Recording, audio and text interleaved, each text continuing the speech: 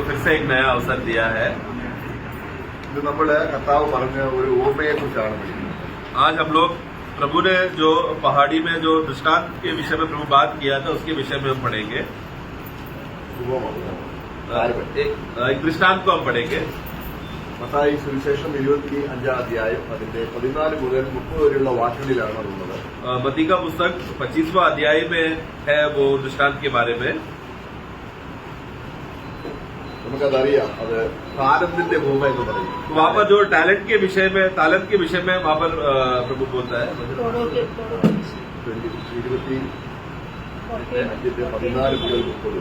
14 से लेकर 30 तक है वो भागों में है टैलेंट का विषय। നിങ്ങളത് പഠിച്ചിട്ടുണ്ടെന്ന് എനിക്കറിയാം. और आप लोग ये विषय को आपने पढ़े हैं करके मैं विश्वास करता हूँ। എങ്കിലും ഒന്നും കൂടെ നമ്മളൊന്ന് അത് എന്താണ് പല വ്യാഖ്യാനങ്ങളുണ്ട്, അതുകൊണ്ട് നമുക്ക് ഒന്നും കൂടെ അതൊന്ന് റിവ്യൂ ചെയ്യാം. इस विषय में बहुत से अलग अलग रीति से भाई लोग परिभाषा करते हैं इसके लिए, परंतु हम लोग वचन के अनुसार हम देखेंगे इसका अवस्था क्या है करके। ആദ്യമായിട്ട് കർത്താവ് എന്താണ് ഉപമകൾ പറയുന്നത് എന്നുള്ളത് നമുക്ക് നോക്കാം. എന്തുകൊണ്ടാണ് കർത്താവ് ഉപമ പറയാൻ കാരണം? सबसे पहले बात हमें यह समझना है कि प्रभु हमेशा ज्यादा भी करके दृष्टांतों में क्यों बात करता था। ऐसा क्या कारण था कि प्रभु को दृष्टांत में बात करना पड़ा। 13-ാം അധ്യായം മുതലാണ് ഉപമ പറയാൻ തുടങ്ങുന്നത്. मत्ती का पुस्तक का 13 अध्याय से हम देखते हैं कि वहाँ पर दृष्टांतों से प्रभु बात करने शुरू करता है। അപ്പോൾ വിത്ത് വിതയ്ക്കാൻ ഉപമ പറഞ്ഞു. बीज बोने का दृष्टांत कहा। അത് കർത്താവ് പറഞ്ഞപ്പോൾ ശിഷ്യന്മാർക്ക് മനസ്സിലായില്ല, കേട്ടവർക്ക് മനസ്സിലായി. तो वहाँ पर इकट्ठे हुए सभी लोगों को भी समझ में नहीं आया और चेले लोग ने भी जो सुना उनको भी समझ में नहीं आया। ശിഷ്യന്മാർ വീട്ടിൽ വന്ന് കർത്താവിനോട് ചോദിച്ചു. और फिर बाद में चेले लोग आकर घर पे प्रभु को पूछता है, നീ എന്തുകൊണ്ടാണ് ഇങ്ങനെ ആർക്കും മനസ്സിലാകാത്ത രീതിയിൽ പറയും? आप क्यों ऐसे कोई भी समझ ना सके इस रीति से क्यों आप बात करते हो, दृष्टांत क्यों देते हो, इस रीति से क्यों कहते हो। കർത്താവ് മർമ്മപരമായ ചില കാര്യങ്ങൾ പറയുന്നുണ്ട്. तो प्रभु क्या है कि कुछ भेद की बातें हैं, प्रभु कुछ बातें बताना चाहता है। ഒന്ന് സങ്കീർത്തനം 78-ാം അധ്യായത്തിൽ പറയുന്ന അതിന്റെ 2-ാം വാക്യത്തിൽ പറയുന്ന വചനം നിവൃത്തിയാകണം. सबसे पहले बात की भजन संगीता 78 का 2 में जब पढ़ते समय में उस वचन का जो भविष्यवाणी जो लिखा गया था वो बात को पूरा होने के लिए है। ഒന്ന് കർത്താവ് ഗൂഢമായ കാര്യങ്ങൾ പറയണം. सबसे पहले बात की प्रभु रहस्य की बातें, ये गुड़ बातें जो रहस्य में है वो बातों को प्रभु बताना चाहता है। നമ്മൾ ചിന്തിക്കും പലപ്പോഴും കർത്താവ് പറഞ്ഞ ഉപമകള് മനസ്സിലാക്കാൻ വളരെ ഈസിയാണ്. हमें कभी कभी लगता है कि शायद प्रभु का इस तरह के दृष्टांत को सुनकर अरे कितना आसान है ना समझना, ऐसा भी शायद विचार आता होगा। അവിടെ 13-ന്റെ 35-ാം വാക്യം പറയുന്നുണ്ട്. मत्ती 13 का 35 में हम पढ़ते हैं, पढ़ेंगे कि जो वचन भविष्य वक्ता के द्वारा कहा गया था वो पूरा हो। मैं दृष्टांत कहने को अपने मुंह खोलूंगा। मैं उन बातों को जो जगत की उत्पत्ति से गुप्त रही है प्रकट करूंगा। അപ്പോൾ അത് കർത്താവ് വളരെ ഗുപ്തമായ, വളരെ ഡീപ്പായിട്ടുള്ളതും വളരെ മറിഞ്ഞിരിക്കുന്നതുമായ കാര്യങ്ങളാണ് ഓർമ്മയിലൂടെ പറയുന്നത്. तो दृष्टांतों के द्वारा प्रभु का यही लक्ष्य है कि जो बहुत समय से गुप्त रहा हुआ बातें प्रकट हो सके, इसके लिए प्रभु दृष्टांतों से कहा। അപ്പൊ നമുക്കിന്നത് മനസ്സിലാകേണ്ടത് പരിശുദ്ധാത്മാവിന്റെ കൃപയാൽ, കാരണം എല്ലാവർക്കും മനസ്സിലാകത്തില്ല. इसके लिए प्रिय अगर हमें ये बातों को समझना है तो सबसे पहले बात हमको पवित्र आत्मा का मदद चाहिए ये बात को समझने, क्योंकि सबको ये बात नहीं समझ में आएगा। നമുക്ക് കർത്താവ് പറഞ്ഞ ഉപമകൾ മനസ്സിലാക്കാൻ പുതിയ നിയമത്തിൽ ലേഖനങ്ങളിൽ കൂടെ പറയുന്ന ചില കാര്യങ്ങൾ കൂടെ നമ്മൾ അറിഞ്ഞിരിക്കണം. तो इसके लिए जब दृष्टांतों का बातों को समझने के लिए हमें नए नियम में जो पत्रों में जब हम जाते समय में वहां से हमें थोड़ा मदद मिलता है प्रभु का दृष्टांत को समझ, इसलिए पत्रों को समझना भी जरूरी है। അവിടെ എഫെസ്യ ലേഖനം 3-ാം അധ്യായം അതിന്റെ 3-4 വാക്യങ്ങൾ നമ്മൾ വായിക്കുമ്പോൾ हम लोग जब एफेसस का पुस्तक 3 अध्याय उसका 3 और 4 जब हम पढ़ते हैं, पढ़ो अर्थात यह कि वह भेद मुझ पर प्रकाशन के द्वारा प्रकट हुआ, जैसा मैं पहले ही संक्षेप में लिख चुका हूँ, जिससे तुम पढ़कर जान सकते हो कि मैं मसीह का वह भेद कहाँ तक समझता हूँ। അപ്പം അത് ഒരു വെളിപ്പാടിനാൽ ദൈവദാസന് മനസ്സിലായി. तो सबसे पहला प्रभु का दास को ही स्वयं एक प्रकटीकरण से उनको मालूम पड़ा ചില മർമ്മങ്ങളാണ് वो कुछ भेद की बातें हैं। കർത്താവ് പറയുന്നത് മർമ്മങ്ങളാണ്. वो उसी रीति से प्रभु ने भी भेद की बातें ही कहा था। അപ്പൊ കർത്താവിന് വെളിപ്പെടുത്തിയ കാര്യങ്ങൾ, കർത്താവ് വെളിപ്പെടുത്തിയ കാര്യങ്ങൾ പിന്നെയും അത് മറഞ്ഞിരുന്നത് പിന്നെയും എന്തായി പൗലോസിന് വെളിപ്പെട്ടു. तो अभी इसलिए प्रभु ने जब बताया हुआ बातें, तो वो जो गुप्त की बातें था जब मनुष्य को प्रकट करके दिया, वो तभी भी एक भेद की रीति से सही अर्थ ना समझने वाला या अभी तक क्लियरिटी में ना पहुंचने वाला बातें था, जो प्रभु ने पौलोस को भेद की रीति से बताया.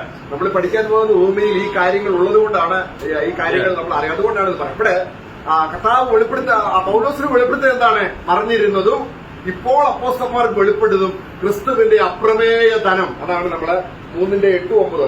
तो ये इसके लिए तो ये मैं क्यों इस रीति से मैं सब बातें बोल रहा हूँ, क्योंकि अभी हम लोग जो पढ़ने वाले दृष्टांत में ये सब बातें इसलिए नींव में डाल रहा हूँ. तो ये पौलोस को प्रभु ने ये इसके लिए ये दृष्टांतों से बताया, भेद की रीति से बताया, ताकि उसको और चेलों को, जो अभी चेले लोग पुनरुत्थान के बाद जब चेले लोग प्रचार करने लगे, ये लोग सब लोग प्रभु का जो छुपा हुआ जो धन था, वाक्य 8 में एक ऐसा धन, अगम्य धन, मतलब एक ऐसा धन जो छुपा हुआ था, जो खोजेगा तो भी नहीं मिल सकता, लेकिन वो प्रभु अपने आत्मा के द्वारा अपने भक्तों को प्रभु प्रकट करके दे रहा है. അപ്പൊ കർത്താവ് പറഞ്ഞത് അപ്രമേയ ധനമാണ്. प्रभु ने भी जो बात बोला वो भी एक अगम्य धन है, मतलब ढूंढेगा तो भी नहीं मिलेगा, ऐसा प्रकार का धन है. പിന്നെ അതിന്റെ വിശദീകരണം, അതിന്റെ യഥാർത്ഥമായിട്ടുള്ള വിശദീകരണം എന്താണെന്ന് പിന്നെ ലേഖനങ്ങൾ വായിക്കുമ്പോഴാണ് നമുക്ക് ആത്മാവ് വെളിപ്പെടുന്നത്. तो परंतु प्रभु ने जो बताया वो वेद की बात या वो गुप्त की बात, हम लोग जब पत्रों में जब पढ़ते समय में आत्मा के मदद से उस बातों का थोड़ा और क्लियरिटी, थोड़ा और समझ हमको समझ में आने लगता है. അപ്പം ഉപമയാൽ പറയുന്നത് എന്താണെന്ന് ചോദിച്ചപ്പോൾ കർത്താവ് ശിഷ്യന്മാരോട് പറയുകയാണ്. മത്തായി 13:11 വാക്യത്തിൽ നമുക്ക് വായിക്കാം. लोग इसलिए जब प्रभु को जब पूछा गया कि आप दृष्टांतों से क्यों बात करते हो करके, उसके लिए प्रभु ने मत्ती का सुसमाचार 13:11 में प्रभु जवाब दिया. वो वाक्य पढ़ेंगे. उसने उत्तर दिया, उनको स्वर्ग के राज्य के भेदों की समझ दी गई है, हाँ। पर उनको नहीं. അപ്പോൾ ഈ പറയുന്ന കാര്യം എന്താണ്? मतलब प्रभु जो बताने जा रहा है वो क्या बातें हैं? ഭൂമിയിലെ കാര്യമല്ല. सबसे पहली बात ये भूमि की बातें नहीं है, സ്വർഗരാജ്യത്തിന്റെ കാര്യമാണ്. बल्कि ये परमेश्वर का स्वर्ग राज्य के बारे में है. അപ്പൊ അത് ഭൂമിയിലുള്ള കാര്യങ്ങൾ പറഞ്ഞാൽ മനസ്സിലാവില്ലെങ്കിൽ പിന്നെ എങ്ങനെ സ്വർഗരാജ്യത്തിലെ കാര്യങ്ങൾ പറഞ്ഞാൽ മനസ്സിലാവും? इसलिए प्रभु जब बातें करता था लोगों को जल्दी समझ में नहीं आता, इसलिए प्रभु कहता है मैं भूमि की बातें बोलता हूँ तो तुमको समझ में नहीं आता, स्वर्ग की बातें बोलेगा तो कैसे समझोगे? അപ്പോൾ അത് നിങ്ങൾക്ക് മനസ്സിലാകും. परंतु यहाँ पर क्या लिखा है? परंतु वो तुमको समझेगा, तुम लोगों को वो दिया गया है, മറ്റുള്ളവർക്ക് അറിയില്ല. दूसरों के लिए नहीं, उन लोगों के लिए नहीं. മറ്റുള്ളവർ ആരാണ്? उन लोग मतलब कौन लोग? സ്വർഗരാജ്യത്തിന് യോഗ്യരാകാം. मतलब जो स्वर्ग राज्य के लिए योग्य नहीं है. അപ്പൊ ആരൊക്കെ യോഗ്യരായോ पर इसीलिए जो कोई भी योग्य हो चुका है, അവർക്കത് മനസ്സിലാക്കി കൊടുക്കാൻ കർത്താവ് വളരെയധികം ആഗ്രഹമുള്ളവരാണ്. तो ये प्रभु का चाहत है कि जो कोई भी प्रभु के राज्य के हो चुके हैं, प्रभु का अपने दिल से ये चाहता है कि ये लोग अच्छी रीति से ये समझे कि ये भेद की बात क्या है. പക്ഷെ സ്വർഗരാജ്യത്തിൽ ഒരു പ്രത്യേകതയുണ്ട്. परंतु स्वर्ग राज्य की खासियत है, ഇത് നന്നായി അറിഞ്ഞവരുമുണ്ട്, അറിഞ്ഞതുപോലെ ഭാവിക്കുന്നവരുമുണ്ട്. बस स्वर्ग राज्य में हमें 2 प्रकार के लोग मिलेंगे. एक ऐसे लोग जिसने सचमुच ग्रहण करके समझा है कि ये राज्य का भेद ऐसा है करके, और दूसरे प्रकार के लोग जो सिर्फ नाटक करके बता रहे हाँ मैं समझा, अच्छा था, ऐसा अच्छा था. കാരണം അതേ ദൈവരാജ്യം സ്വർഗരാജ്യം വന്നു. क्योंकि अभी ऐसा विश्वासी लोग, वो लोग कैसे तो वो लोग राज्य में प्रवेश कर बैठे, പക്ഷെ ഗ്രഹിച്ചാൽ ചോദിച്ചാൽ ഗ്രഹിച്ചു എന്ന് പറയും. और पूछे कि अरे समझा क्या राज्य का भेद, वो लोग बाहर से बोलेंगे हाँ समझा. പക്ഷെ അത് നമ്മള് യെശയ്യാവിന്റെ പുസ്തകം 29 വായിക്കട്ടെ. ഇങ്ങനെയാണ്. ऐसा 29 में इस रीति से पढ़ते हैं.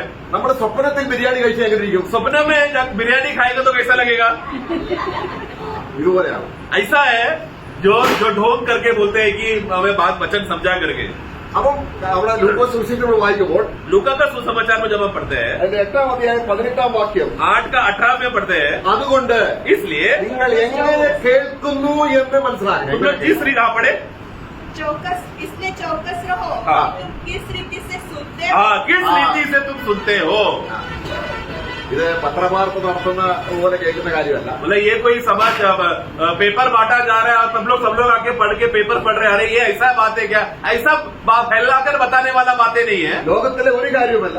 और संसार का कोई भी समाचार का बात नहीं है. ആർക്കും മനസ്സിലാകത്തില്ല. ये कोई भी भूमि के किसी को भी समझ में नहीं आएगा, എന്നാൽ നിങ്ങൾക്ക് മനസ്സിലാകും. परंतु तुमको राज्य का ये बात समझने का कृपा मिला है. അത് ഗ്രഹിക്കുന്നവർ കിട്ടിക്കൊണ്ടേയിരിക്കും. और ये इसका तत्व क्या है? राज्य का ये भेद का बात जिन जिन लोगों को समझते रहेगा उनको और ज्ञान प्रभु देते रहेगा.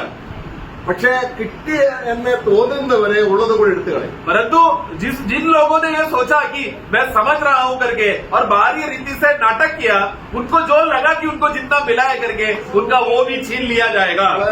മത്തായി 13:12 വായിക്കുമ്പോൾ मत्ती का 13 का 12 में जब हम पढ़ते हैं, ഉള്ളവന് കൊടുക്കും, पढ़ेंगे 13 का 12, क्योंकि जिसके पास है जिसके पास है उसे दिया जाएगा, उसके पास बहुत हो जाएगा। हाँ। और जिसके पास कुछ नहीं है हाँ। उससे जो कुछ उसके पास हाँ। है वो हाँ। भी ले लिया जाएगा। അവന് ഉണ്ടെന്ന് അവിടെ ലൂക്കോസ് സുവിശേഷം 8-ാം അധ്യായത്തിന് 18-ാം വാക്യത്തിൽ വായിച്ചത് लूका का पुस्तक 8 का 18 में जब हमने पढ़ा, ഉണ്ടെന്ന് തോന്നുകയാണ് അവന്. तो ऐसा लोग हैं जिनको उनको लगा कि मेरे पास ये सब बातें हैं करके, അതാണ് എടുത്തു കളയുന്നത്. तो उसको जो लग रहा था उसके पास है वही प्रभु छीन लिया जाएगा।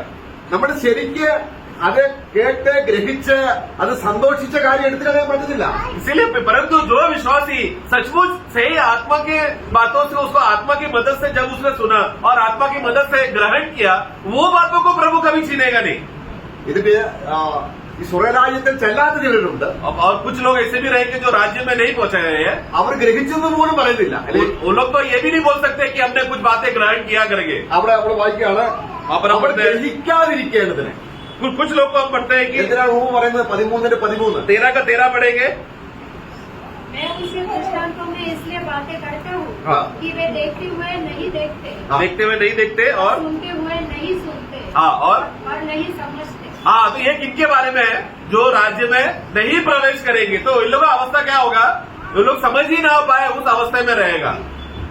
3 ക്ലാസ് കണ്ട 3 കൂട്ടർ 3 कैटेगरी के लोगों का आपने देखा ना, അവർക്ക് മനസ്സിലാകത്തേ ഇല്ല. बोले एक झुंड है जो समझ में ही नहीं आता, ചിലരാണെങ്കിൽ മനസ്സിലായെന്ന് ഇത്രയൊക്കെ അറിയാം, कुछ लोग हैं कि जो समझकर कुछ बातें उन लोगों को मालूम है, പക്ഷെ സ്വർഗത്തിൽ ചെല്ലുമ്പോൾ അത് കിട്ടിയെന്ന് തോന്നുന്നു ഇല്ലാതെ പോകും. तो वो लोग सोच रहे थे कि मुझे कुछ मिलेगा करके, ऐसा सोच के वो लोग स्वर्ग में गया, लेकिन उधर जाकर मालूम पड़ा वो लोग जो सोच रहा था कि ये मेरा है करके, वो सब छीन कर किसी और को दिया जाएगा। കിട്ടിയവനെ ഇരട്ടി കിട്ടുകയും ചെയ്യും. और जिसको सब कुछ सचमुच सही रीति से ग्रहण किया है, उसको जो मिल चुका था उसको अभी दुगना भी मिलेगा। അപ്പൊ നമ്മൾ അതിന്റെ ഒരു വിശദീകരണത്തിലേക്ക് പോവുകയാണ്. तो अभी इस विषय का थोड़ा गहराई में अभी हम डायरेक्ट दृष्टांत में जा रहे हैं। अभी നിങ്ങൾക്ക് അതറിയാം, നമ്മളത് മുഴുവൻ വായിക്കേണ്ട ആവശ്യമില്ല. अब ये पूरा वाक्य पढ़ने का जरूरत नहीं है, आप लोगों को बहुत बार पढ़े हैं आप लोग ये बातें को। നമുക്കത് മനസ്സിലാകാനായിട്ട് 4 ഭാഗമായിട്ട് തിരിക്കാം. इसके लिए ये मत्ती का पुस्तक उसका 25 का 14 से 30 का ये भाग को 4 भाग में हम उसको विभाजन करने वाले हैं। അവിടെ ധനികനായ ഒരു വീട്ടുടയവൻ, सबसे पहले व्यक्ति को हम देखते हैं कि एक धनवान, 25-ാം അധ്യായത്തിന്റെ 14-15 വാക്യം 14 और 15 में पढ़ते समय में मालूम पड़ता है। രണ്ടാമത് നമ്മൾ കാണുന്നത്, बस तो दूसरा भाग हम देखते हैं, ഈ ധനികനായ മനുഷ്യൻ തന്റെ താലന്തുകൾ കൊടുക്കുകയാണ് തന്റെ ദാസന്മാർക്ക്. तो अभी ये धनवान क्या करता है, क्योंकि अभी वो बाहर जाने वाला है, इसलिए वो अपना गुलामों को बुलाकर उस टैलेंट को देता है। അപ്പൊ അത് 16 മുതൽ 18 വാക്യങ്ങൾ വായിക്കും. അവരത് എങ്ങനെ കൈകാര്യം ചെയ്തു, वो 16 से लेके 18 तक पढ़ते समय में कैसा वो लोग इसका व्यवहार करना चाहिए करके ये दूसरा भाग में हम देखते हैं। ഇനി അത് സ്വർഗത്തിൽ ന്യായാസനത്തിൽ അവരെ ന്യായം വിധിക്കും, അവരെങ്ങനെ കൈകാര്യം ചെയ്തു എന്നുള്ളത്. अभी आगे फिर हम देखते हैं कि अभी राज्य में जब प्रभु उनको बुलाकर स्वर्ग में बुलाने के बाद न्यायासन में बुलाकर ये लोग ने कैसा लेन देन किया उस पैसे को, वो उसका उनका विचार, उसका न्याय किया जाएगा। 4ാമത്തെ ഡിവിഷൻ, और फिर चौथा भाग, ഈ കൊടുത്ത താലന്ത് പ്രയോജനപ്പെടുത്താത്ത ഒരു ദാസനവരുണ്ട്. वहाँ पर एक व्यक्ति को हम देखते हैं कि एक गुलाम को, दास को हम देखते हैं जिसको तालेंट प्रभु दिया, मतलब उसको पैसा दिया था, परंतु उसने उसका सही रीति से इस्तेमाल नहीं किया। താലന്ത് കൊടുക്കുന്നത് എവിടെയാണ്? तालेंट कहाँ दे रहा है? ഭൂമിയിലാണ്. भूमि में।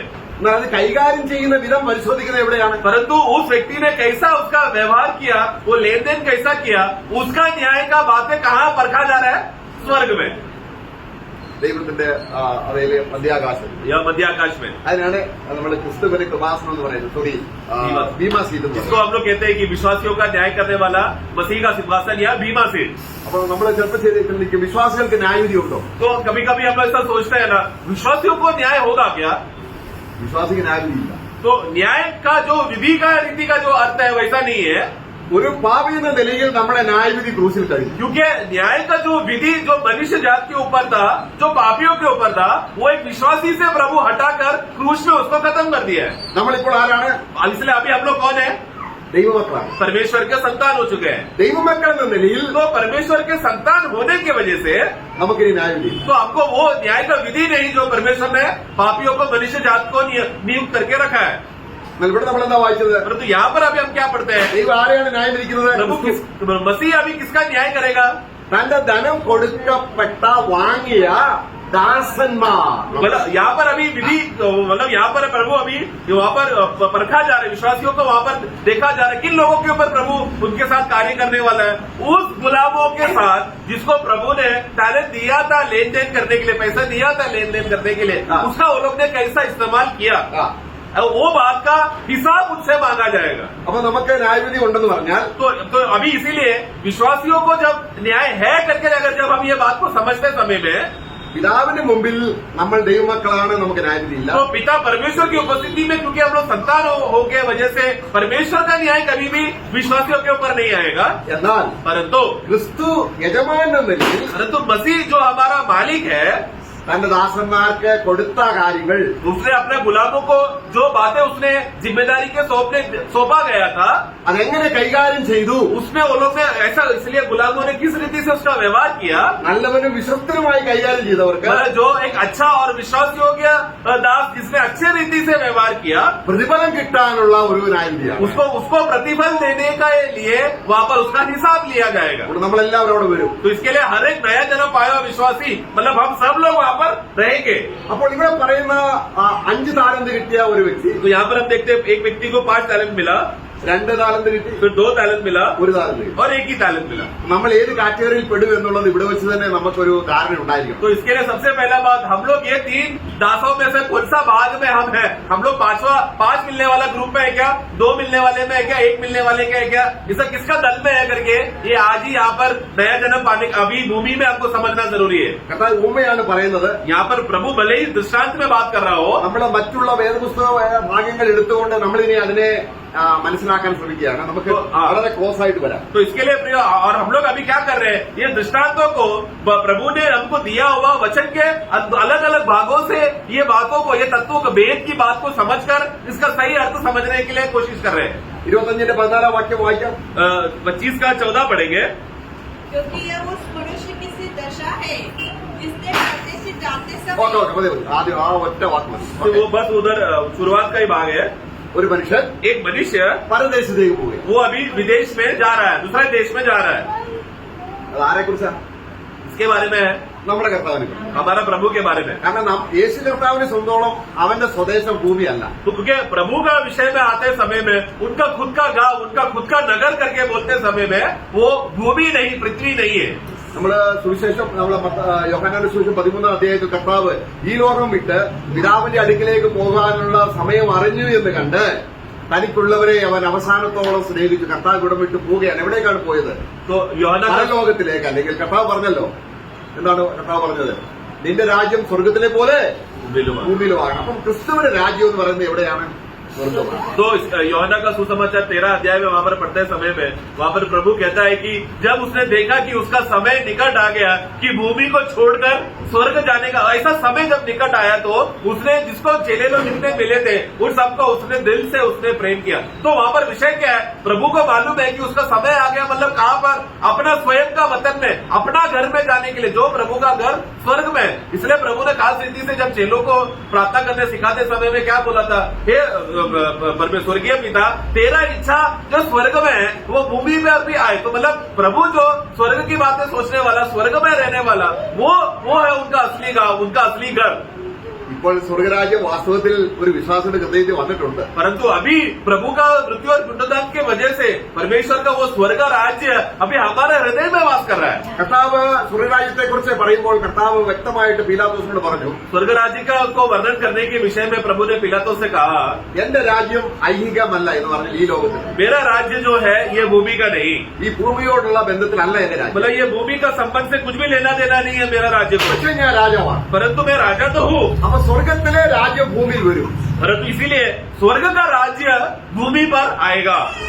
നമ്മളാ ഇതിനെക്കുറിച്ച് നമ്മൾ ദാനിയേലിന്റെ പുസ്തകം इस विषय में हम लोग दानियल का पुस्तक में 2 അധ്യായത്തിന് 44 വാക്യം ഒന്ന് വായിക്കാം. 2 का 44 पढ़ेंगे। डैनियल 2:44। राजाओं के दिनों में स्वर्ग का परमेश्वर एक ऐसा राज्य उदय करेगा जो अनंत काल तक न टूटेगा और न वह किसी दूसरी जाति के हाथ में किया जाएगा, वरन वह उन सब राज्यों को चूर चूर करेगा और उनका अंत कर डालेगा और वह सदा स्थिर रहेगा। അപ്പൊ നമ്മൾ നേരത്തെ വായിച്ചു, നിങ്ങൾക്ക് മനസ്സിലാവുമെന്ന് പറഞ്ഞപ്പോൾ ആരെ കുറിച്ചാണ്? तो प्रभु ने जब कहा कि तुमको ये भेद समझ में आएगा करके बोलते समय में, वो तुम लोग कौन है?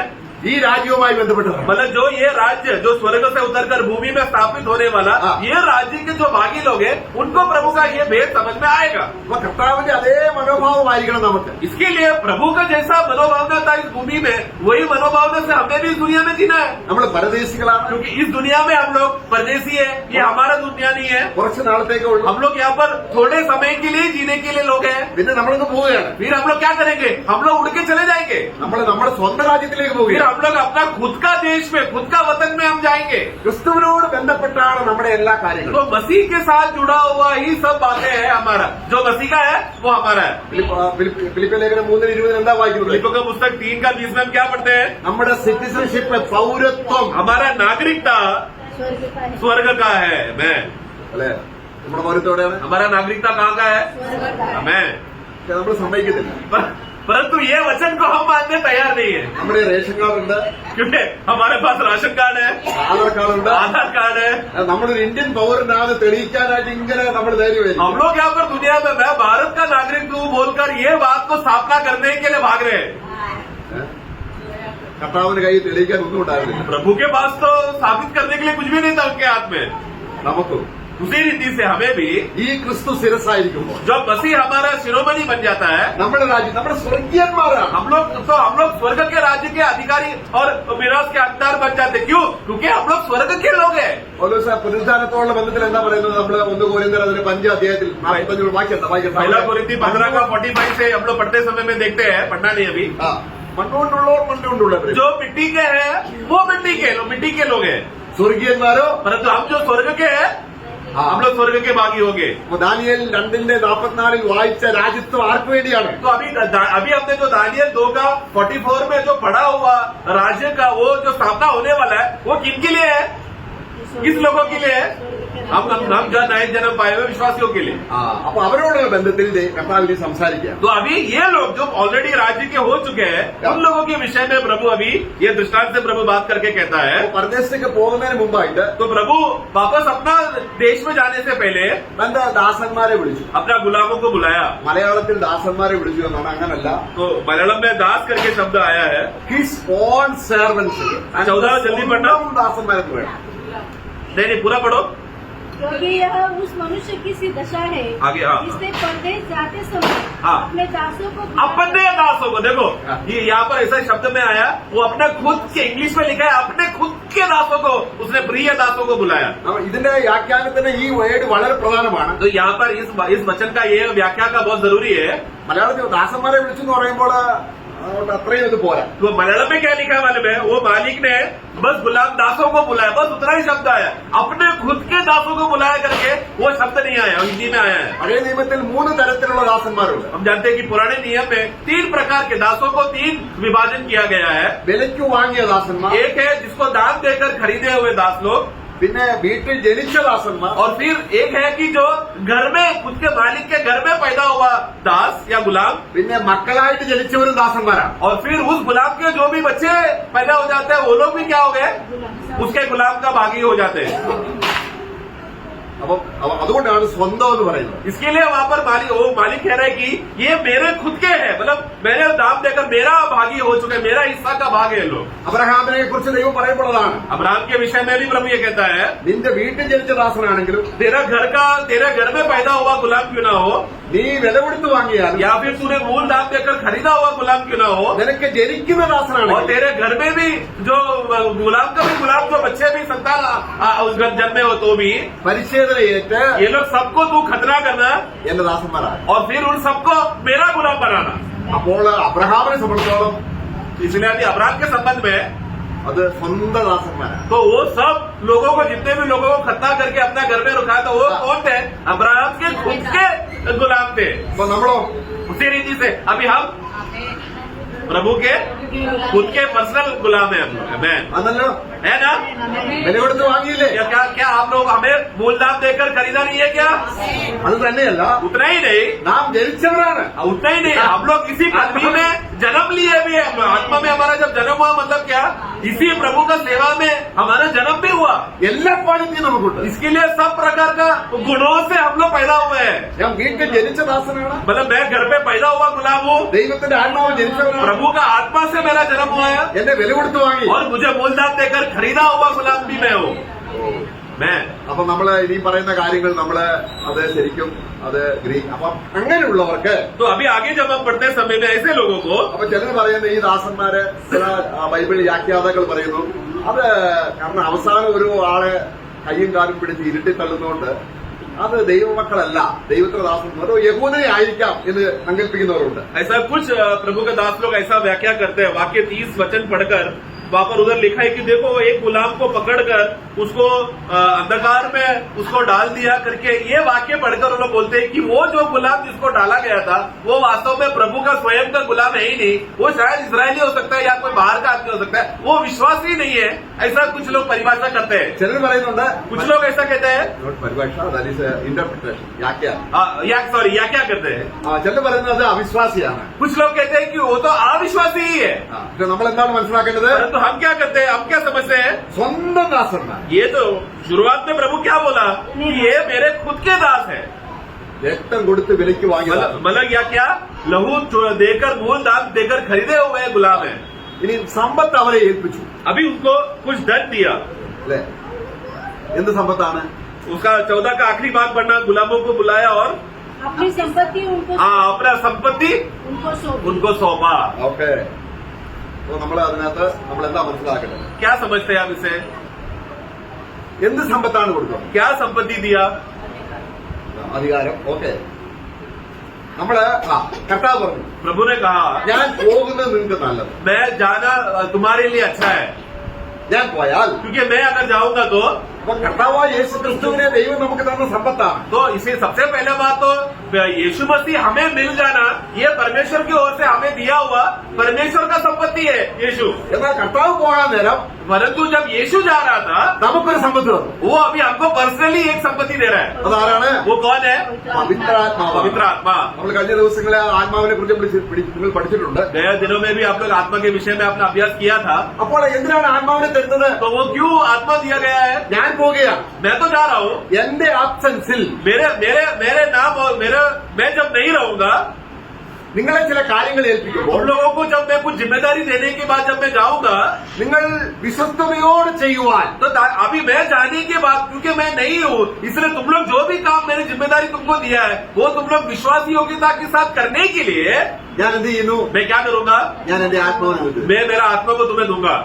അപ്പൊ യേശുവിനെ കണ്ടതുപോലെ ഇപ്പൊ കാണാൻ നമുക്ക് പറ്റില്ല. इसके लिए क्योंकि आज पहले चेले लोगों ने जो उन दिनों में यीशु को जैसा देखा था, आज हम लोग उनको वैसा नहीं देख रहे। ഇനി ശിഷ്യന്മാരെ കാണുകയാണ്. परंतु अभी उसके बाद, अभी पुनरुत्थान के बाद चेले लोग अभी यीशु को कैसा देख रहे हैं? ക്രിസ്തു ഇപ്പോൾ എവിടെയാണ്? പിതാവിന് വലത്തുവാണ്. मसीह अभी वहाँ पर पिता परमेश्वर के दाहिने ओर है। ഇനിയും കർത്താവ് ഏൽപ്പിച്ച കാര്യം ചെയ്യണം. तो अभी मसीह ने हमको जो दिया हुआ जिम्मेदारी को अभी करना है।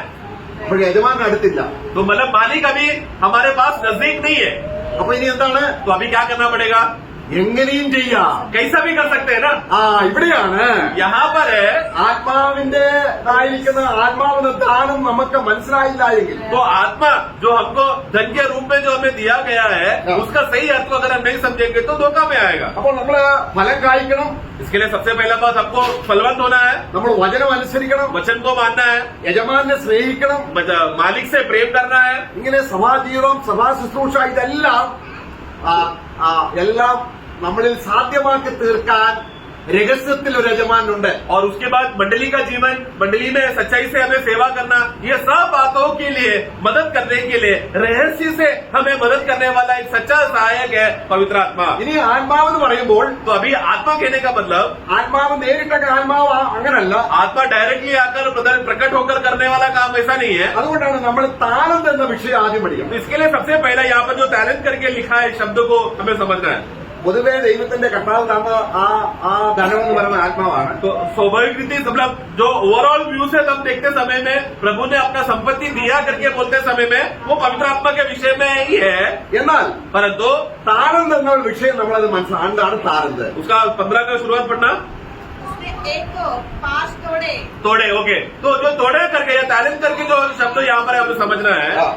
ഒരുവൻ 5 താലന്ത്, एक को 5 तोड़े, दूसरे को 2 दूसरे को 2 और तीसरे को 1. हाँ. अर्थात हर एक को उसकी सामर्थ्य अनुसार दिया. yes, yes. നമുക്കിനി അത് അല്പം വിശദീകരിച്ച് പഠിക്കാം. उसको अब इस विषय में थोड़ा पढ़ेंगे. താലന്ത് എന്ന് പറയുമ്പോൾ നമുക്കറിയാം ഇംഗ്ലീഷ് വേർഡ് ടാലന്റ് എന്ന് പറയുന്നത് നമ്മുടെ ബോൺ എബിലിറ്റിയാണ്. तो वहाँ पर अंग्रेजी बाइबल में जब पढ़ते समय में वहाँ पर टैलेंट करके लिखते समय में लोगों उसको पढ़कर लोग क्या बोलते हैं, जन्म से हमको कुछ काबिलता मिला है, उस काबिलता को करना. നമ്മൾ ജനിച്ചപ്പോൾ തന്നെ हमें जन्म से ही നമ്മളെ ബോൺ ടാലന്റ് ആയിട്ടാണ് ജനിക്കുന്നത്. हमें जन्म से ही आपको एक टैलेंट से मिला आपको. ഇപ്പോൾ ഒരു ഗായകനാകുന്നു. सोचो कि एक व्यक्ति जो गीत गाता है, അതെങ്ങനെ കിട്ടി? कैसा वो गीत गाने का क्षमता मिला उसको? ജന്മന കിട്ടി. जन्म से उसको अब നമ്മൾ ജനിച്ചപ്പോൾ भूमि मिला, इसके लिए वो बड़ा होकर गा रहा है. അപ്പൊ നമ്മൾ ജനിച്ചപ്പോൾ തന്നെ उसी रीति से हम लोग का जब जन्म हुआ, നമ്മുടെ കഴിവുകൾ हमारा काबिलता അത് ദൈവത്തിന് വേണ്ടി ഉപയോഗിക്കണം. उसको कैसा भी करके प्रभु के लिए इस्तेमाल करना, അങ്ങനെയാണ് വ്യാഖ്യാനം പോകുന്നത്. ऐसा हम लोग व्याख्या करते हैं. എന്നാൽ ആ അർത്ഥത്തിൽ അല്ല വേദപുസ്തകം तो പറയുന്നത്. यहाँ पर वचन को वो अर्थ में नहीं कहा गया है. ഇവിടെ ടാലന്റ് എന്ന് ഉദ്ദേശിക്കുന്നത് यहाँ पर मतलब कोड़े या टैलेंट करके बोलते समय में യഹൂദന്മാരുടെ ഇടയിൽ ഒരു വസ്തു അളക്കുന്ന ആ വെയിറ്റ് നമ്മളിപ്പോ 1 കിലോ ഷുഗർ എന്ന് പറഞ്ഞാൽ പഞ്ചസാര 1 കിലോ, ആ 1 കിലോയ്ക്ക് പറയുന്ന പേരാണ് താലന്ത്. वहाँ पर इजरायली लोग उस समय में उन लोग को जब वजन लेने के लिए जब वो नाम पुकारा जाता, जैसा हमारे यहाँ पर वजन के लिए हमने 1 किलो दो, 1 लीटर में दो करके जब हम लोग वजन को जब हम लोग तोलते हैं, उस तोलने का पदार्थ का नाम है टैलेंट या कोड़े. അതായത് ഷേക്കൽ, നമുക്കറിയാം ഷേക്കൽ 20 किलो ना, 20 किलो चांदी है. ആ शेकल. താലെന്ന് പറഞ്ഞാൽ നമ്മുടെ കഴിവല്ല, ബോൺ ടാലന്റ്. तो टैलेंट करके पढ़ते समय में हमको हमारा काबिलता है जो गुण है, जो प्रभु ने 5 गुण और करके टैलेंट दिया, वैसा नहीं है उसका मतलब. നമ്മള് ഈ ഞാൻ ഏജിലായിരുന്നപ്പോൾ जब मैं पहला एजी में था, അവിടെ താലന്ത് പരിശോധനയുണ്ട്. वहाँ पर टैलेंट का ढूंढते थे. അത് അഡൽസന്റ് ആയിരിക്കുന്ന വിദ്യാർത്ഥികളെ मतलब जो बड़े बड़े पास्टर्स लोग मंडली में आते थे और जो जवान लोग जो थोड़े बड़े हो गए, അവർക്ക് പാട്ട് മത്സരം, तो वो लोग मंडली के अंदर वो लोग गीत का कंपटीशन, संगीत कंपटीशन പ്രസംഗ മത്സരം, और प्रचार का कंपटीशन, നാടക മത്സരം, नाटक करना, स्किट करना. ഇതിനെ പറയുന്നത് താലന്ത് പരിശോധന. तो इसको क्या ये वो लोग रखते थे, क्यों? ताकि जवान लोगों के अंदर टैलेंट क्या है वो बाहर निकलने के लिए, और पास्टर लोग पहचानेंगे अरे इतना बड़ा टैलेंट है. तो ऐसा पास्टर लोग क्या करते थे, एक प्रोग्राम रखते थे ताकि जवानों का टैलेंट को ढूंढ सके. ഇത് നമ്മുടെ എഡ്യൂക്കേഷൻ നമ്മുടെ സ്കൂളിലെല്ലാം ഉണ്ട്. ये तो हम लोग स्कूल में भी करते हैं ना. ആ താലന്ത് അല്ല ഇവിടെ तो പറയുന്നത്. ये वैसा नहीं है ये प्रियो. താലന്ത് എന്താണ് ഇവിടെ? तो यहाँ पर जो टैलेंट करके गुणे करके बोला है, മെഷർ, मतलब मापने के लिए जो माप लेना पड़ता है उसको कहते हैं അളവ്. माप लेना. നമുക്കൊരു വാക്യം വായിക്കാം. एक वाक्य हम पढ़ेंगे, നമ്മള് റെവലേഷൻ प्रकटीकरण 16:21 16 का 21. आकाश में मनुष्यों पर मन भर बड़े ओले गिरे और इसलिए कि यह विपत्ति बहुत ही भारी थी. लोगों ने ओलों के ഓക്കെ, അത് ഹിന്ദിയിൽ വന്നിട്ടുള്ളത് താലന്തോളം വലിപ്പമുള്ള കല്ല് വീണു എന്നുണ്ട്. आगे बढ़ना. लोगों ने ओलों की विपत्ति के कारण परमेश्वर हाँ नहीं वो बहुत मराठी में पढ़ना. सुमारे 1 मन वजनाच्या मोठ्या हाँ 1 मन वजन, तो वो मराठी में ऐसा, वो इंग्लिश में लिखा है हाँ. कि 1 टैलेंट वजन का हाँ. ओले गिरा. അത് മലയാളത്തിൽ താലന്താണ്. मलयालम में भी टैलेंट करके ही शब्द लिखा गया है. നമ്മുടെ താലന്ത് പറയുമ്പോൾ കഴിവെന്നാണോ? तो मतलब एक काबिलता वाला ओला गिरा, ऐसा है क्या? काबिलता, यस, यूनिट ऑफ मेजर, मतलब वो मापने के लिए जो यूनिट है उसको वजन के बारे में बोला है. അപ്പൊ 5 താലന്ത് കൊടുത്തെന്ന് പറഞ്ഞ അർത്ഥം तो मतलब 5 टैलेंट दिया मतलब क्या? 5 കഴിവ് കൊടുത്തു എന്നാണ് പഠിപ്പിക്കുന്നത്. मतलब तो लोग क्या सिखाते हैं, ये विश्वासी को 5 गुण परमेश्वर ने दिया, ऐसा हम लोग सिखाते हैं ना. അതല്ല, ऐसा नहीं है. ഇവിടെ മെഷറാണ്. मतलब उसका वजन से दिया करके उसका अर्थ है. നമുക്ക് ആലയത്തിന്റെ പണിക്ക് വേണ്ടി, उदाहरण के लिए मंदिर का काम के लिए, അത് പക്ഷേ ഇന്ത്യയിൽ നല്ലപോലെ നമ്മളെ शायद हिंदी में आया रहेगा, പുറപ്പാട് പുസ്തകം निर्गमन का पुस्तक 38-24 വാക്യം വായിക്കാം. 38 का 24 पढ़ेंगे. एक्सोडस 38-24. पवित्र स्थान के सारे काम में जो रेट का सोना लगा वह पवित्र स्थान के शेकेल के हिसाब से हाँ। 29 किपर और 730 शेकेल था। उधर भी आया नहीं थोड़े है वाले- टैलेंट करके टैलेंट मतलब वही वजन वाला 29 का 1000 किलो शब्द लिखा है ना ओके लगभग 1000 1000 किलो हाँ 1000 किलोग्राम। 29 താരതം തന്നെയാണ് ഇംഗ്ലീഷ്. अंग्रेजी में 29 टैलेंट्स एंड 730 शक्ल मतलब वो वजन का दाम वहाँ पर मतलब वो शब्द को बोला है वहाँ पर അപ്പോൾ സ്വർണവും വെള്ളിയും मतलब सोना और चांदी ദേവാലയത്തിൽ തൂക്കപ്പെട്ടിരുന്നത് मंदिर में जब उसका वजन जब किया താലന്ത് ബേസിലാണ്. तो मतलब वो जैसा हम लोग किलो बोलते हैं वहाँ पर उस समय में लोग उसको टैलेंट बोलते थे അപ്പൊ ഇവിടെ ഇത് പറഞ്ഞ കാര്യം मतलब यहाँ भी बोलने का विषय उद्देश्य ये है നമ്മുടെ ലോകം കാണുന്ന താലന്ത് ബേസിലല്ല ഇവിടെ കർത്താവ് ഇവിടെ താലന്ത് ഒരുവൻ 5 താലന്ത് കൊടുത്തു എന്ന് ഉദ്ദേശിക്കുന്നത്. तो मतलब अभी ये वाक्य पढ़ने के बाद प्रभु ने अपने दासों को बुलाया, एक को 5 तालंत दिया, 2 तालंत दिया, तो ये वचन पढ़कर लोग जैसा परिभाषा करते हैं कि संसार के रीति से उसको थोड़ा गुण दिया, थोड़ा हुनर दिया ताकि वो सेवा करे, वैसा अर्थ का व्याख्या नहीं है ये। ഇനി അടുത്ത വാക്യം കൂടെ നമ്മൾ വായിക്കുമ്പോൾ अगला वाक्य जब हम पढ़ते हैं 4:15 വായിക്കുകയാണ്. उसका 15 में ഓരോരുത്തരെ അവനവന്റെ പ്രാപ്തി പോലെ उसका आखिरी भाग में लिखा है एक एक को अपना अपना के अनुसार दिया। हाँ। काबिलता के अनुसार। അപ്പൊ ഈ വാക്യം ഉള്ളതുകൊണ്ട് अब ये वाक्य क्योंकि नीचे लिखा है അതുകൊണ്ട് നമ്മൾ ചിന്തിക്കുന്നത് इसलिए हमें अभी लगता है നമ്മുടെ ബോൺ താലന്തിന്റെ ബേസിൽ ദൈവം തരികയാണ്. मतलब मुझे मेरे जन्म से मुझे जो काबिलता मेरे अंदर जन्म से था उसको मदद करने के लिए प्रभु ने और टैलेंट दिया। അതുകൊണ്ടാണ് കർത്താവ് പറഞ്ഞ കാര്യങ്ങൾക്ക് നമുക്ക് ലേഖനങ്ങളിൽ നിന്നും കൂടെ അതിന്റെ വിശദീകരണം ആവശ്യമാണ്. तो ये ऐसा अर्थ नहीं है प्रिय, उसके लिए प्रभु के ये वचनों को समझने के लिए हम लोग को पत्रों को जब पढ़ते समय में थोड़ा हमको समझ में आता है। പൗലോസ് എന്താണ് പറയുന്നത്? पौलुस क्या कहता है? അവനവന്റെ പ്രാപ്തി എന്ന് പറയുമ്പോൾ उसका काबिलता के अनुसार मतलब പൗലോസ് പറയാണ് पौलुस कहता है ഞങ്ങൾക്ക് ഒരു പ്രാപ്തിയുമില്ല. हमारे पास कुछ भी ऐसा योग्यता या प्राप्ति ऐसा भाग नहीं है हमारा खुद का टैलेंट। 2 कोरिन्थियर 3:5 वाक्യം दूसरा कोरिन्थी 3:5 पढ़ेंगे। यह नहीं कि हम अपने आप से इस योग्य है कि अपने और से किसी बात का विचार कर सके, और हमारी योग्यता परमेश्वर की ओर से है। നോക്കുക, നമ്മുടെ പ്രാപ്തി അല്ലെങ്കിൽ ആപ്റ്റ്നെസ്, हमारा योग्यता, हमारा काबिलता, നമ്മുടെ കഴിവ് हमारा जो काबिलता है മനസ്സിലായില്ലേ? അവിടെ എന്താ വായിക്കുന്നത്? समझा क्या आपने पढ़ा अभी हमने? പൗലോസ് കഴിവുള്ളവനല്ലായിരുന്നോ? पौलुस के अंदर खुद से स्वयं का काबिलता नहीं था क्या? हुनर नहीं था क्या? ഭയങ്കര കഴിവുള്ള बहुत बड़ा हुनर का आदमी था पौलुस। എന്നാൽ परंतु ദൈവത്തിലേക്ക് വന്നപ്പോൾ परंतु जब वो मसीह बन गया, मसीह में जब आ गया, സ്വർഗരാജ്യത്തിന് അവകാശിയായപ്പോൾ जब वो स्वर्ग राज्य का मिराज का हकदार जब बन गया, ദൈവം അവനെ വിളിച്ച് परमेश्वर ने उसको बुलाया, 5 താലന്ത് കൊടുത്തു. उसको 5 टैलेंट दिया। എന്ന് പറഞ്ഞ അർത്ഥം എന്താണ്? मतलब क्या? ആത്മാവിന്റെ മെഷർ, आत्मा का वजन, आत्मा का भाव मूल्य उसको दिया या वजन ആത്മാവ് दिया, കഴിവ് കൊടുക്കുകയാണ്. मतलब आत्मा से कार्य करने का काबिलता उसको दिया। നമുക്കത് വായിക്കാം. एक वाक्य हम पढ़ेंगे। അവിടെ അതിന്റെ അടുത്ത വാക്യം വായിക്കുന്നത് अगला वाक्य 2 അധ്യായത്തിന്റെ 3:6 വാക്യം. 3:6 पढ़ेंगे। जिसने हमें नई वाचा के सेवक होने के लिए हाँ।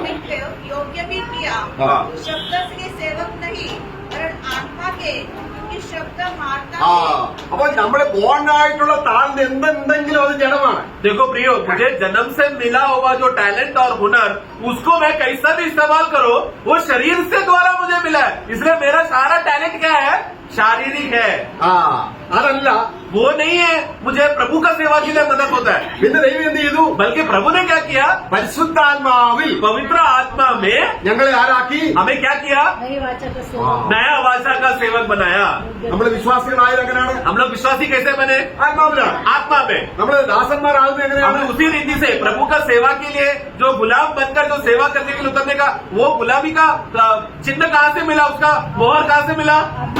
आत्मा के द्वारा। നമ്മളെ ആകുന്നത് നമ്മുടെ ജഡത്തിൽ നിന്നല്ല. इसलिए हम लोग कुछ सेवा बनते हैं हमारा काबिलता की वजह से, ऐसा नहीं है वो, ദൈവത്തിന്റെ പണിയാണ്. बल्कि ये तो प्रभु का काम है। നമ്മുടെ ജഡത്തിൽ നിന്ന് ഒന്നും കൊണ്ടുവരാൻ പറ്റില്ല. और प्रभु का काम के लिए हमारा शरीर का कुछ भी बात उसमें मिला नहीं सकता, കാരണം ഇത് സ്വർഗീയമാണ്. क्योंकि ये सबसे पहले बात, ये स्वर्गीय बात है। സ്വർഗീയ ജഡരക്തങ്ങൾ സ്വർഗത്തിൽ പോകത്തുമില്ല. मांस और लहू परमेश्वर का राज्य में प्रवेश नहीं कर सकता, वारिस नहीं हो सकता। കാരണം ഇത് കർത്താവ് അവിടെ പരിശോധിക്കുമ്പോൾ तो प्रभु जब इस बात को जांचेगा तभी स्वर्ग में, അത് ജഡത്തിൽ എന്തെങ്കിലും ഉണ്ടെങ്കിൽ तो प्रभु जब जांचते समय, प्रभु जब विश्वासियों का हिसाब लेगा तब वो क्या देखेगा, तू कितना शरीर से काम किया करके देखेगा।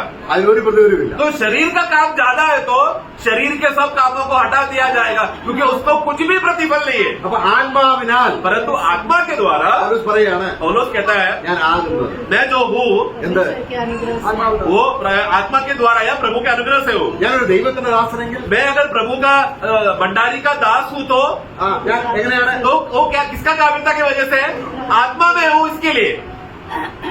ഇപ്പൊ ബൈബിൾ സ്കൂളിൽ പോയി, सोचो कि अभी एक व्यक्ति बाइबल स्कूल में पढ़कर आया, നമ്മൾ 6 കൊല്ലം പഠിച്ചു, 6 साल पढ़ा, നമ്മളൊരു ദൈവദാസനായി. और फिर वो व्यक्ति अरे ये तो प्रभु का दास है करके बोलकर दर्जे में अथॉरिटी में आया। അത് ഏത് ദാസനാണ്? ये कौन सा प्रकार का दास है? शरीर ആ, ഞങ്ങൾ എങ്ങനെയാണ്? तो वो शारीरिक रीति से, मतलब भूमि में उसने विद्या कर कर अधिकार डिग्री लेकर आकर शारीरिक रीति से उसने पदवी पाया। तो पौलुस कहता है हम लोग तो കർത്താവ് പറയാണ്, കർത്താവ് പുനരുദ്ധാനം പ്രാപിക്കുമ്പോൾ അവൻ പറയാണ്, प्रभु पुनरुद्धान होने के बाद प्रभु ने ऐसा कहा, കർത്താവ് തന്റെ പുനരുദ്ധാനത്തെ കുറിച്ച് പറയുമ്പോൾ ശിഷ്യന്മാർക്ക് അത് കഠിനമായിട്ട് തോന്നി. प्रभु ने जब पुनरुद्धान के विषय में जब भी अपने चेलों से बात करते समय में चेलों को वो बात समझना कठिन लगा, क्योंकि वो बड़ी वजन वाला बात था वो। അപ്പൊ അവർക്കത് ജഡത്തിലേ മനസ്സിലാകത്തുള്ളൂ യഹൂദന്മാർക്ക്. तो यहूदी लोग का स्वभाव क्या प्रियो, जो भी वचन आएगा उन लोग को सिर्फ शरीर में ही समझने का समझ है उनको। യോഹന്നാൻ 6:63 വായിക്കുകയാണ്, യോഹन्ना 6 का 63 में हम पढ़ते हैं, സഹോദരന്മാരെ കർത്താവ് പറയാൻ മാംസം ഒന്നിനും ഉപകരിക്കുന്നില്ല. वहां पर कहता है कि हे प्रियो मांस का कुछ भी फायदा नहीं है, നിങ്ങളുടെ മാംസത്തിൽ നിന്ന് കിട്ടിയ അറിവ് मतलब शरीर से हमको मिला हुआ जो भी जानकारी ജീവിപ്പിക്കുന്നത് ആത്മാവാകുന്നു. वो कुछ भी काम नहीं आएगा, क्योंकि जिलाने वाला, जीवन देने वाला, उत्तेजना देने वाला, प्रभु का सेवा के लिए मदद करने वाला का शक्ति वो कहाँ से आता है? आत्मा देता है। ജഡത്താൽ ജനിച്ചത് जो शरीर से जन्मा वो शरीर ही है। അപ്പൊ ഇവിടെ കർത്താവ് നമുക്ക് इसलिए प्रभु यहाँ पर हमें അപ്പൊ നമ്മൾ വായിക്കുമ്പോൾ नीचे जब हम पढ़ते हैं मत्ती ഒന്നുകൂടെ का വായിക്കാം. ഓരോരുത്തരെ അവനവന്റെ പ്രാപ്തി പോലെ मत्ती का पुस्तक उसका 25 का 15 का आखिरी बात, एक एक को उसकी सामर्थ्य के अनुसार उसके सामर्थ्य या काबिलता के अनुसार दिया। അതിനെക്കുറിച്ചാണ് നമ്മളിപ്പോ ചിന്തിച്ചത്. अभी इतना देर हम लोग इसी के बारे में पढ़ रहे थे। ഈ സാമർത്ഥ്യം സ്വന്തം സാമർത്ഥ്യമല്ല. तो एक एक अपने अपना सामर्थ्य के अनुसार, मतलब ये वो दास का सामर्थ्य के बारे में नहीं बोल रहे, खुद का सामर्थ्य नहीं है, ഇത് കർത്താവ് തരുന്ന ആത്മാവിന്റെ സാമർത്ഥ്യമാണ്. बल्कि विश्वासी हो जाने के बाद प्रभु ने जो हमको आत्मा का जो माप से हमको दिया है, वो आत्मा का बल और सामर्थ्य जैसा जैसा विश्वासी को है उसके हिसाब से विश्वासियों को टैलेंट देगा। നമ്മൾ എഫെസ്യ ലേഖനം 4-ാം അധ്യായം 7-ാം വാക്യം വായിക്കുമ്പോൾ एफेसियों का पुस्तक 4 का 7 जब हम पढ़ते हैं, एफेसियंस 4:7, അത് ശരിക്കും നമ്മൾ ശ്രദ്ധിച്ച് വായിക്കണം. ध्यान से पढ़ना। और हम में से हरेक को मसीह के दान के परिमाण के अनुसार हाँ, दान मसीह के दान के परिमाण के अनुसार। പരിമാൺ എന്നുള്ളതാണ് താലന്ത്. तो ये जो परिमाण करके जो शब्द आया है वही वाक्य है, थोड़ा जो टैलेंट करके जो शब्द, मतलब वो एक वजन का माप को बताया गया है। എത്ര പേർക്ക് കൊടുത്തു? कितने लोगों को दिया? 7 का शुरुआत पढ़ना। നേരത്തെ പരദേശത്ത് പോകുമ്പോൾ പുനരുദ്ധാനം പ്രാപിച്ച് കൊടുക്കുന്ന കാര്യമാണ്. हम में से हर एक को, मतलब एक अभी की बात चल रहा है, यीशु मसीह पुनरुद्धान होकर अपने सभी दासों को बुलाकर अभी प्रभु स्वर्गारोहण हो रहा है, मतलब प्रभु अपना घर जा रहा है, तभी प्रभु क्या कर रहा है? अपने अपने हर एक विश्वासी नया जन्म पाए हुए दासों को मसीह के दान के परिमाण के अनुसार, അതിന്റെ अर्थം इसका मतलब ഒരാൾക്ക് 5 താലന്ത്, एक को 5 का परिमाण का टैलेंट, ഒരാൾക്ക് 2, एक किसी विश्वासी को 2 दिया है, ഒരാൾക്ക് 1, किसी विश्वासी को 1 ही दिया रहेगा। ഒന്നും കിട്ടാത്തവരില്ല. परंतु ऐसा एक भी विश्वासी नहीं है जिसको 1 भी नहीं मिला है, कम से कम 1 तो मिला ही है। എല്ലാ വിശ്വാസികളെയും കണ്ടുകൊണ്ടാണ് ഈ 3 കൂട്ടരെ കാണുന്നത്. तो ये तो अभी तो दुनिया का नया जन्म हुआ हर एक विश्वासियों को देखकर प्रभु ने उदाहरण के लिए 3 गुलामों का नाम, 3 गुलामों को उदाहरण के लिए मत्ती का पुस्तक 25 में 3 गुलाम, मतलब वो 3 लोग कौन है? नया जन्म पाए हुए हर एक सावित्री मंडली का विश्वासी के सदस्य लोग हैं, ये 3 लोग प्रतिनिधि कर रहे हैं। കർത്താവ് യോഹന്നാന് വെളിപ്പെട്ടപ്പോൾ जब प्रभु यूहन्ना को जब प्रकट हुआ സഭകൾക്ക് ലേഖനം കൊടുക്കുകയാണ്. और कलीशा के लिए, मंडली के लिए प्रभु अभी क्या कर रहा है? पत्र देने का जिम्मेदारी दिया। എത്ര സഭയുണ്ട്? कितना मंडलियां थी? അനേക സഭകളുണ്ട്. उस समय में बहुत सारे मंडलियां थी, എന്നാൽ എല്ലാ സഭകളെയും പ്രതിനിധീകരിച്ച് परंतु वो सारा स्थानीय मंडली को प्रतिनिधित्व करते हुए 7 സഭകൾ. प्रभु ने कितना मंडली को चुना? 7 मंडली को चुना। അതുപോലെ തന്നെ ഒരു उसी रीति से सभी सावित्रीय विश्वासी को प्रतिनिधि करते हुए है ये 3 गुलाम, ഓരോരുത്തർക്കും एक एक को। ചിലർക്ക് കൂടുതലുണ്ട്, कुछ लोगों को ज्यादा है, किसको करें? कुछ लोगों को कम है, कुछ लोगों को मिनिमम 1 है। ഒന്നും കിട്ടാത്തവർ ആരുമില്ല. ऐसा कोई भी विश्वासी बोल नहीं सकता कि मुझे एक भी नहीं मिला करके, क्योंकि मिनिमम एक है, गारंटी है. പക്ഷെ നമ്മളെന്താ ചിന്തിക്കുന്നത്? हम क्या सोचते हैं? എനിക്ക് പ്രസംഗിക്കാൻ കഴിവില്ല, मैं प्रचार करने का काबिलता तो नहीं है मुझमें, അല്ലെങ്കിൽ ഒന്ന് സാക്ഷി പറയാൻ കഴിവില്ല, या थोड़ा 2 मिनट जाकर गवाही दूं वो टैलेंट नहीं है, ഒരാളോട് ടെസ്റ്റിമണി പറയാൻ കഴിവില്ല. एक दूसरा बाहर जाकर ट्रैक देकर या कुछ गवाही दो 2 मिनट बोलो, वो बोलने के लिए मुझे नहीं होता. കർത്താവ് എനിക്കൊന്നും തന്നില്ല. क्यों? क्योंकि प्रभु ने तो मुझे कुछ दिया ही नहीं, ചിലർക്ക് കൊടുത്തു. कुछ उनको दिया. ആരാ കുറ്റക്കാരൻ? जवाबदार कौन है? दोषी कौन है? ഞാൻ മൗനമായിരിക്കാം. मैं तो मंडली में आऊंगा तो मैं तो शांत बैठूंगा. ആരെന്താ? अरे എനിക്ക് താളന്തില്ല. मुझे प्रभु ने तो कुछ दिया ही नहीं. ആത്മാവില്ല എങ്കിൽ तो प्रियो, अगर तेरे अंदर आत्मा ही नहीं है तो സ്വർഗരാജ്യത്തിൽ तो राज्य में प्रवेश ही नहीं करेगा. ക്രിസ്തുവിന്റെ ആത്മാവില്ലാത്തവരുള്ളവനല്ല. जो प्रभु का आत्मा नहीं, उसमें वो प्रभु का ही नहीं है. ആത്മാവുള്ളവരാണോ? हम लोग के अंदर आत्मा है क्या? Praise the Lord. हमें അങ്ങനെയെങ്കിൽ ऐसा है तो ഒരു താലന്തെങ്കിലും കിട്ടാതിരിക്കില്ല. कम से कम एक टैलेंट का जो माप में प्रभु ने कुछ ना तो कुछ दिया ही रहेगा. നമുക്കറിയണം ഞാൻ എന്താണ് കർത്താവ് എന്നെ ഏൽപ്പിച്ചിരിക്കുന്നത്.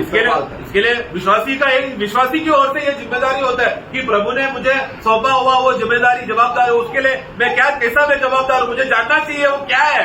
അപ്പോൾ 12ാം അധ്യായം റോമാലേഖനം 12ാം അധ്യായം 3ാം വാക്യത്തിൽ रोमियो का पुस्तक 12 का 3 में जब हम पढ़ते हैं, ഇവിടെയും നമ്മള് അളവ് താലന്ത് മെഷർ यहाँ पर भी हम लोग उसका माप करके शब्द वहाँ पर भी इस्तेमाल किया, मतलब टैलेंट का माप के हिसाब से दिया है करके पढ़ते हैं. 12 वाक्യം 12 का 3 पढ़े.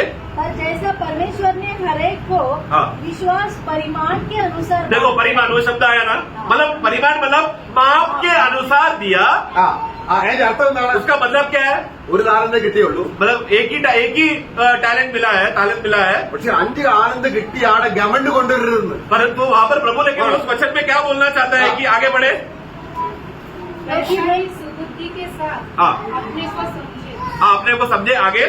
क्योंकि मैं उस अनुग्रह के कारण जो मुझको मिला है हाँ. उनमें से हर एक से कहता हूँ कि जैसा समझना चाहिए हाँ. उससे बढ़कर कोई देखो जैसा समझना चाहिए उससे बढ़कर कोई भी अपने आप को कुछ ज्यादा ना समझे. मतलब मुझे एक ही टैलेंट मिला है लेकिन मैं ऐसा व्यवहार कर रहा हूँ मानो मुझे 5 टैलेंट मिला. ऐसा ना करे.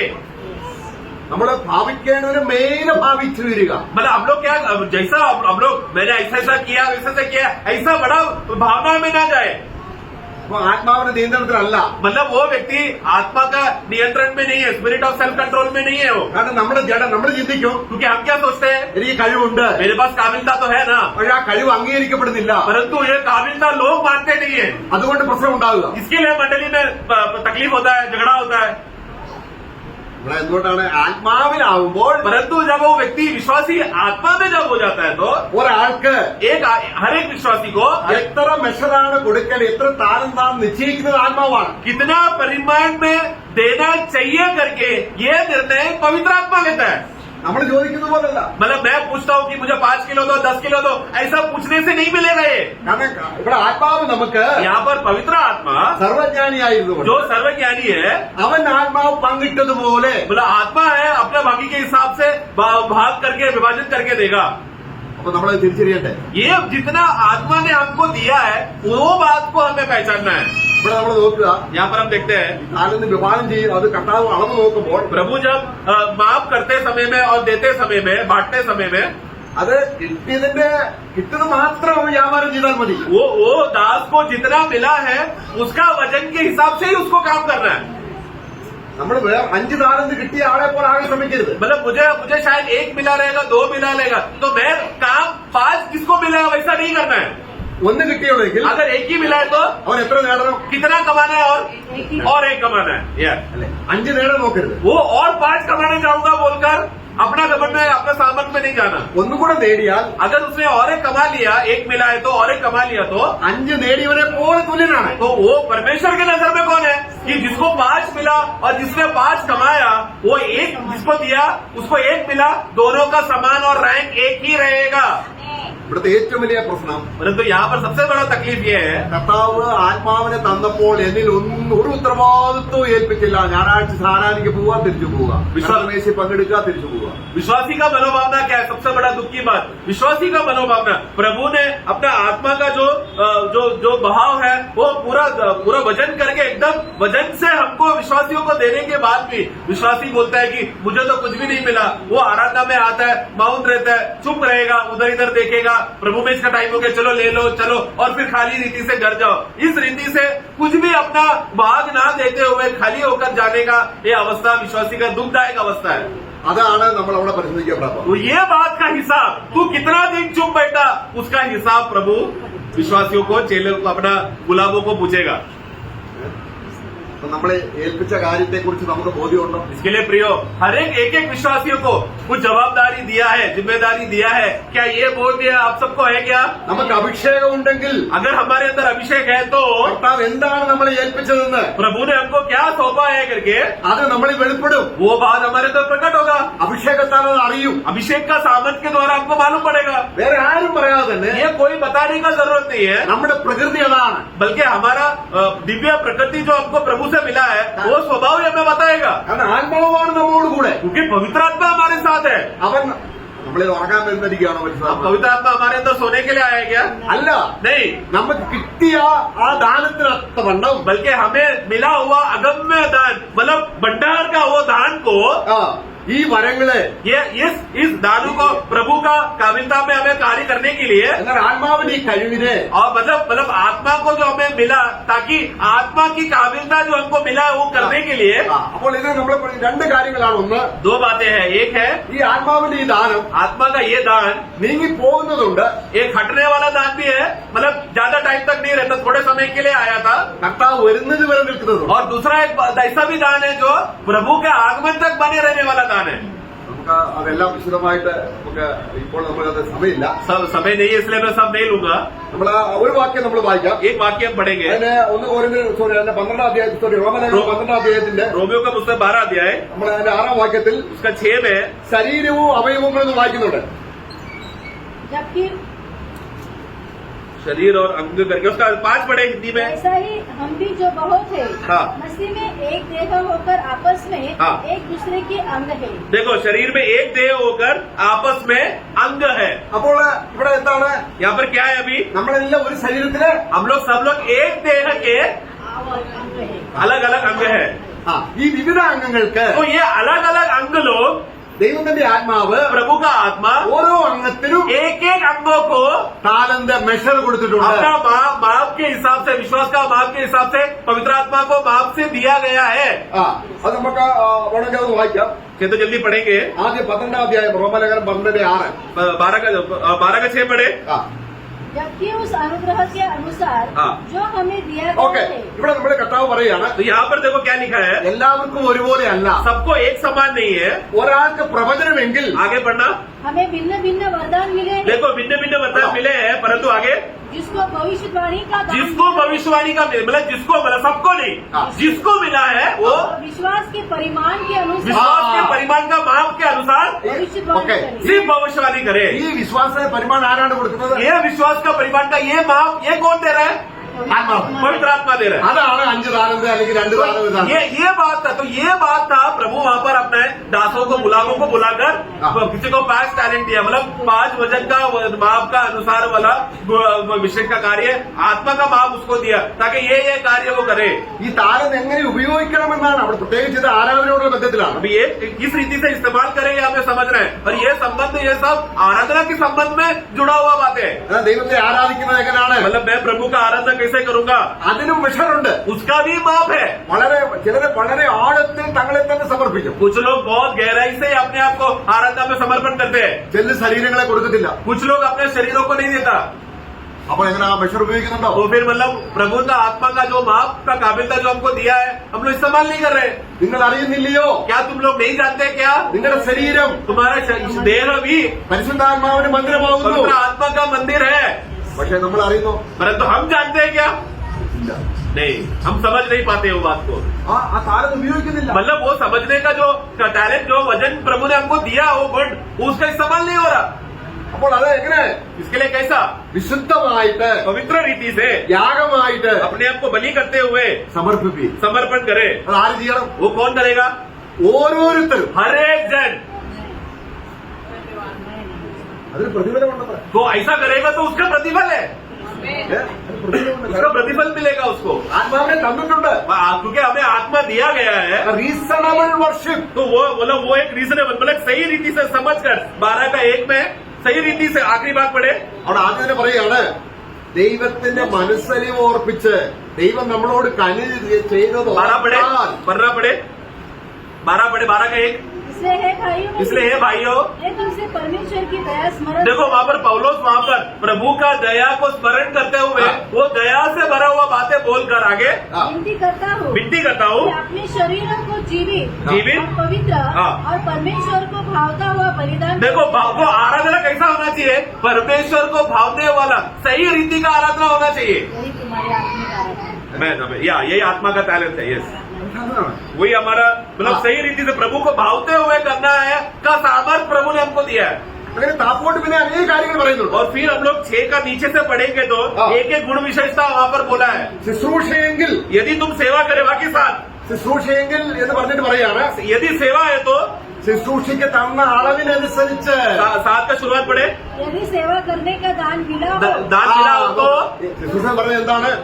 आगे आगे तो सेवा में लगा रहे। तो मतलब उधर ऐसा आना चाहिए, यदि सेवा का दान दिया है तो हाँ। सेवा का माप जितना मिला है उसी माप से तुम करो।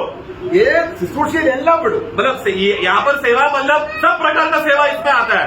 കർത്താവിനെ സേവിക്കുക. प्रभु को सेवा करना, സേവിക്കുന്നെങ്കിൽ यदि तू सेवा कर रहा है तो ഇടത്തിലല്ല, शरीर में ना करे ആത്മാവ് തന്ന ദാനത്തിനനുസരിച്ച്. बल्कि आत्मा का वजन का मूल का जो माप तुमको दिया गया है उसके अनुसार हमें सेवा करना है। ഇത് കർത്താവ് വരുന്നതുവരെയും നിലനിൽക്കുന്ന तो കൃപാവരങ്ങളാണ്. ये सब अभी जो हम लोग दानों के बारे में यहाँ पर जो पढ़ रहे हैं ये प्रभु का आगमन तक रहने वाला दान है। ये सब ഉപദേശിക്കുന്നെങ്കിൽ यदि तो सिखाने जाए तो ആത്മാവ് തന്ന ഉപദേശത്തിൽ അങ്ങ് കടന്നു പോകരുത്. കാരണം ചിലർ കാണിക്ക് ഉപദേശം പഠിച്ച് പഠിച്ച് അങ്ങ് ദുരുപദേശം പറയും. तो मतलब तो यदि तू उपदेश सिखाते समय में कैसा सिखाना?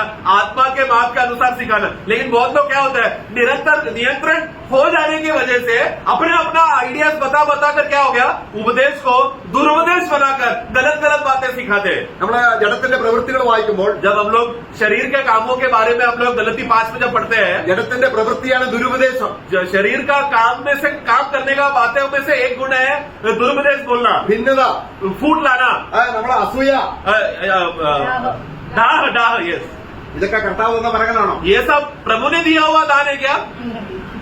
शरीर के काम ये सब हमारे स्वयं का शरीर का खुद का हुनर का वजह से आया है। ये सब അതൊന്നും സഭയിൽ കൊണ്ടുവരരുത്. ये सब बातों को मंडली में नहीं लाना प्रियो। കർത്താവ് തന്ന ദാനം प्रभु ने जो दिया हुआ दान സ്വർഗത്തിലുള്ളത്, जो स्वर्गीय है, സ്വർഗീയമായത്, स्वर्ग से आया है, അത് ആത്മാവിന്റെ മെഷർ അനുസരിച്ച്. वो आत्मा का माप के हिसाब से അങ്ങനെ നമ്മൾ താപ്പോട്ട് वाയിക്കുകയാണെങ്കിൽ इस रीति से नीचे नीचे नीचे पढ़ते तक നമ്മൾ പ്രബോധിപ്പിക്കുന്നെങ്കിൽ यदि प्रोत्साहन करे तो 9:8 का 12 का 8 में എങ്ങനെ ആയിരിക്കണം? कैसा होना चाहिए? ആത്മാവിന്റെ ഈ താളന്തനുസരിച്ച് आत्मा का इस भरा हुआ माप के अनुसार उसको प्रबोधन करना है।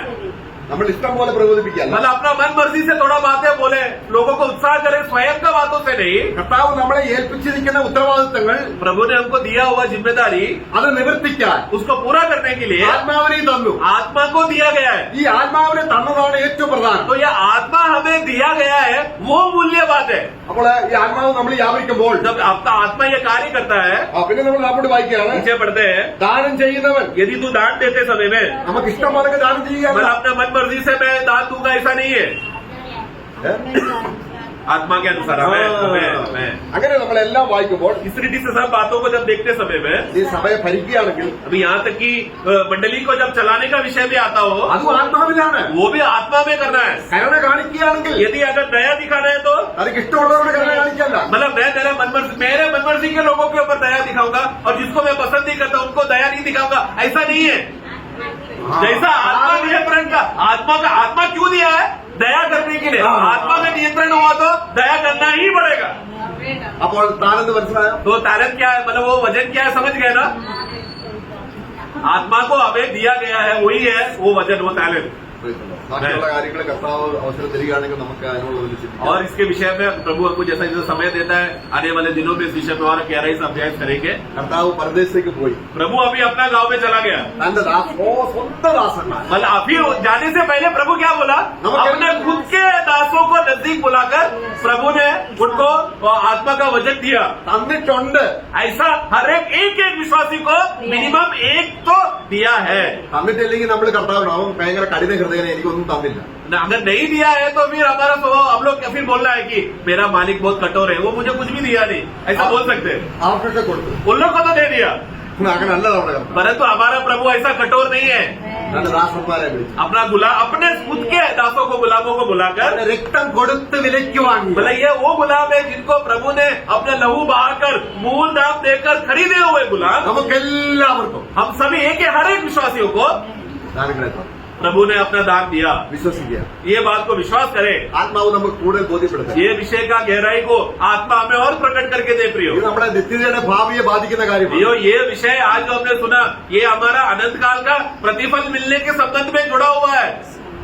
നമുക്ക് ദാനങ്ങളെ തന്ന ദൈവത്തിന് സ്തോത്രം. उस प्रभु का हम धन्यवाद करें जो हमें अवर्णनीय दान को हमें देकर हमें चला रहा है। പറഞ്ഞു തീരാത്ത ദാനം. ये अगम्य दान, मतलब जितना भी बोलेगा तो जितना भी ढूंढेगा तो नहीं मिलने वाला ऐसा बड़ा दान प्रभु दिया, उसके लिए धन्यवाद। നമ്മൾ എത്ര പദവിയുള്ളവരാണ്. हम लोग कितना पदवी के अधिकारी लोग हैं। हम लोग നമ്മൾ എത്രമാത്രം കർത്താവ് ഉയർത്തി വെച്ചു. प्रभु ने हमको कितना ऊंचाई में बिठा के रखा है प्रियो। ഇതെല്ലാം സൗജന്യമായി തരികയാണ്. ये सब मुफ्त में प्रभु ने दिया है। കർത്താവ് നാം ബോധ്യപ്പെട്ടു. प्रभु का नाम का महिमा हो। आमेन।